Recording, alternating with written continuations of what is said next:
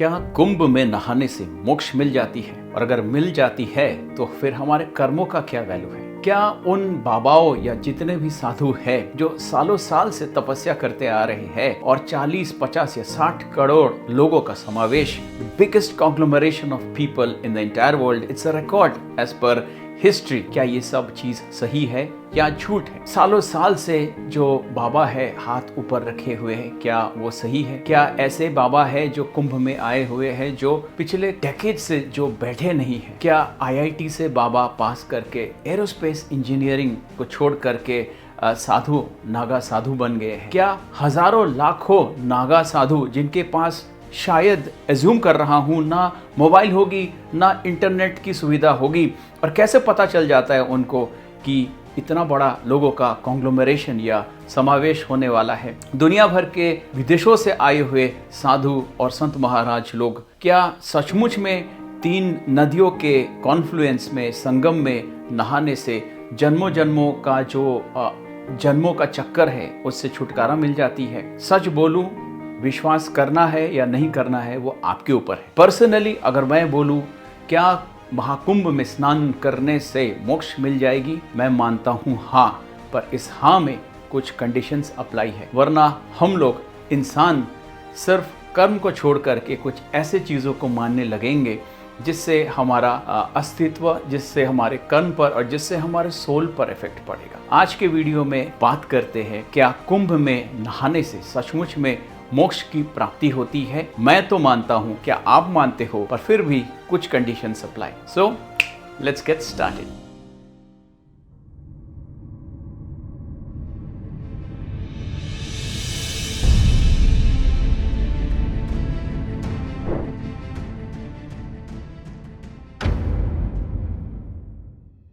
पता है कुंभ मेला क्या होता है? और कुंभ मेले में जहाँ तक जाने का सवाल है या स्नान करने का सवाल है, उससे पहले छोटा सा इंफॉर्मेशन और जानकारी अगर ले लिया जाए कुंभ मेले के मामले में, तो सबसे पहले पता करते हैं व्हाट इज कुंभ मेला। वेदों, पुराणों में और कई इंपॉर्टेंट बुक्स, टेक्स्ट्स में और धर्म ग्रंथों में बताया गया है कि कुंभ में स्नान करने से मोक्ष की प्राप्ति होती है या फिर एस्केलेट हो जाता है, एक्सपेडाइट हो जाता है मोक्ष की प्राप्ति के लिए। तो सबसे पहला सवाल है कि मोक्ष होता क्या है? मोक्ष होता है जन्मों जन्मों के जन्म के प्रोसेस से मुक्ति पाने का चक्कर, यानी कि एक इंसान का जन्म ही ना हो, जन्म ही होना बंद हो जाए और वो जा करके the super power, the supreme power, या फिर मैं आम शब्दों का इस्तेमाल कर रहा हूँ बिकॉज मैं कोई धर्म गुरु या कथावाचक नहीं हूँ। I am a simple person like you, rather I am a business person, I am businessman या एंटरप्रेन्योर बोल लो, या फिर कुछ प्रैक्टिकल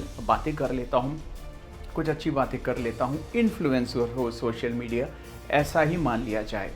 तो मोक्ष का मतलब आते हैं कि मोक्ष का मतलब है जन्मों जन्मों के चक्कर से मुक्ति पा लेना, यानी कि पॉज नहीं लग जाना, स्टॉप हो जाना जन्मों जन्मों के प्रोसेस से। और कुंभ में स्नान करने से जन्मों जन्मों का प्रोसेस, शाही स्नान, महास्नान, स्नान नहीं बोलूँगा, नहाना नहीं बोलूँगा, ये तो घर पे ही हम नहा लेते हैं। तो शाही स्नान या महास्नान करने से, वो पवित्र स्नान करने से जन्मों जन्मों के जन्म लेने के चक्कर से, प्रोसेस से हमें मोक्ष की प्राप्ति हो जाती है। कुंभ किसे कहते हैं? कहते हैं जब समुद्र मंथन हुआ था और एक तरफ देवता थे और दूसरे तरफ असुर थे, the gods and the demons, and in between was Nag Vasuki. उनको यूज किया गया था चर्न करने के लिए समुद्र को, और वहाँ से अमृत का घड़ा निकला था। तो कहते हैं जब अमृत का घड़ा निकला था तो 4 बूंद अमृत जो है धरती पर गिरी थी, एक हरिद्वार में, एक प्रयागराज में, एक उज्जैन में और एक नासिक में। और जहाँ जहाँ ये अमृत की बूंदें गिरी वहाँ पर कुंभ का मेला और कुंभ स्नान होता है। हर एक 4 साल में कुंभ होता है, हर एक 6 साल में अर्ध कुंभ होता है, हर एक 12 ईयर्स में पूर्ण कुंभ होता है, और हर एक 144 ईयर्स यानी कि 12 बार पूर्ण कुंभ होने के बाद जो कुंभ होता है उसे कहते हैं महाकुंभ। कुंभ का रिलेशन ना ही केवल सिर्फ ये अमृत की बूंदें गिरने से, या फिर ना ही तीनों रिवर का संगम समावेश या फिर ये पवित्र स्थानों से है। कुंभ का रिलेशन ऑल्सो प्लानिटरी पोजिशंस ग्रह नक्षत्रों के साथ भी है। जैसे हम कहते हैं ना कि बड़े बड़े लोगों का जन्म जब होता है, महापुरुषों का जन्म होता है, तो देखा जाता है कि उनकी कुंडलियों को मिला करके कि वो ऐसे वक्त पर पैदा हुए थे जहाँ पे ग्रह और नक्षत्रों का जो प्रॉपर जो पर्टिकुलर पोजीशन था दैट वाज ज़बरदस्त, बहुत ही अनोखा और बहुत ही ऑस्पिशियस पोजीशन था, तभी वो अपने लाइफ में महापुरुष हुए। Now coming back to the Kumbh Mela and Kumbh snan. इतने सारे लोग कुंभ में आए हैं, मैं कुछ पॉइंट्स आपके सामने रखना चाहता हूँ। कुंभ में स्नान करने से मोक्ष की प्राप्ति होगी या नहीं होगी वो बाद में डिस्कस करेंगे इसी वीडियो में, पर एक चीज तो है, जहां पर 40 करोड़ लोग स्नान कर रहे हैं या 50 करोड़ या 60 करोड़, वहां पे कुछ तो स्पेशल होगा। तो नंबर 1 पॉइंट इज फेथ यानी कि विश्वास के लिए ही हम कुंभ स्नान में जाते हैं, विश्वास के लिए ही, उसी विश्वास से जाते हैं कि हमें वहां पर नहाने से हमें मोक्ष की प्राप्ति होगी। विश्वास एक ऐसा चीज है जिसमें कोई रीजनिंग की ज़रूरत नहीं है, जिसमें कोई लॉजिक या प्रूफ की ज़रूरत नहीं है। मेरे पिताजी है और मेरी माँ है। मैंने आज तक मेरी माँ से या मेरे पिताजी से DNA टेस्ट का रिपोर्ट नहीं मांगा है कि मैं उनका बच्चा हूँ और वो मेरे माता पिता है, और मेरे ख्याल से आपके साथ भी ऐसा ही होता होगा, क्योंकि ये एक विश्वास है। हमारे और आपके घर में मोबाइल का नेटवर्क और इंटरनेट की वाईफाई भी है जो हमें दिखती नहीं है, पर ये विश्वास है कि ये काम करता है, तो विश्वास ऐसा ही है कि ज़रूरी नहीं है कि उसका कोई प्रूफ या लॉजिक या रीजनिंग हो। विश्वास का मतलब विश्वास है, वो दिल से होता है, मन से होता है। जहाँ साइंस खत्म हो जाती है वहाँ स्पिरिचुअलिज्म, रिलीजन या विश्वास शुरू होती है। तो नंबर 1 है विश्वास। नंबर 2, कुंभ के मेले में, कुंभ के स्नान के दौरान जो मकर संक्रांति से शुरू हुई थी, कुछ अनोखा प्लैनेट्स के पोजीशंस, ग्रह नक्षत्र के पोजीशंस होते हैं जो बहुत ही ऑस्पिशियस होता है, और उस समय में अगर स्नान किया जाए पवित्र गंगा मैया में और वो कॉन्फ्लुएंस ऑफ गंगा यमुना सरस्वती जी में, तो कहते हैं कि बहुत सारा बॉडी में क्लेंजिंग होता है। That is from astrological point of view. तीसरा पॉइंट, और it is also very important point, और वो ये है 40, 50 और 60 हज़ार करोड़ उनकी जो एनर्जी है, वो हर महादेव का जो चैंट है और उनका जो कंटिन्यूअस वहाँ पे धुनी चलना, यज्ञ होना, कंटिन्यूअसली वहाँ पर भगवान का नाम लिए जाना, कीर्तन होना, पूजा पाठ होना, ध्यान होना, मेडिटेशन होना, आरती होना, भजन होना, उस कुंभ के मेले में वो एटमॉस्फेयर, वो वातावरण, वो एनवायरनमेंट इतना पावन, पवित्र, ऑस्पिशियस हो जाता है। ये तीसरा और लास्ट पॉइंट है बाय द वे, और इस पवित्रता की वजह से, इस स्पिरिचुअलिज्म की वजह से वहाँ का एनर्जी लेवल बहुत हाई होता है। कोई भी इंसान अगर नेगेटिव एनर्जी लेकर भी कुंभ के मेले में जाएगा, कुंभ में स्नान करेगा, तो मुझे लगता है वो उसका एनर्जी क्लिनजिंग होगा। उसका कहते हैं ना शरीर में चक्र होता है, चक्र क्लिनजिंग होना ज़रूरी है, तो वहाँ पर उसका क्लिनजिंग होगा, उसका माइंड क्लिनजिंग होगा। बॉडी तो घर में नहाने से भी क्लिनजिंग हो सकता है। तो कुंभ का स्नान कोई बाथरूम में, घर के बाथरूम में स्नान करने के जैसा तो है ही नहीं। It has to be something special, it is special indeed. तो सबसे इम्पॉर्टेंट चीज़ ये है कि कुंभ के मेले में स्नान करने से वो माइंड क्लिनजिंग, वो एनर्जी क्लिनजिंग, वो नेगेटिविटी हट करके पूरी तरह से शरीर में पॉजिटिविटी आता है, माइंड में पॉजिटिविटी आता है। अब मैं बताऊंगा कि मेरा क्या ओपिनियन है, कुंभ के मेले में स्नान करने से वाकई में मोक्ष मिलती है या नहीं मिलती। देखो, एक आम आदमी के तौर पे मैं यही कह सकता हूँ और मैं ये समझता हूँ कि हमें मोक्ष मिलती है हमारे कर्मों की वजह से। Action is equal to reaction. मैं इतना समझता हूँ कि कुंभ के मेले में स्नान करने से मोक्ष की प्राप्ति शायद ना हो, लेकिन हमें मोक्ष की ओर ले जाए। वो कैसे? Very simple.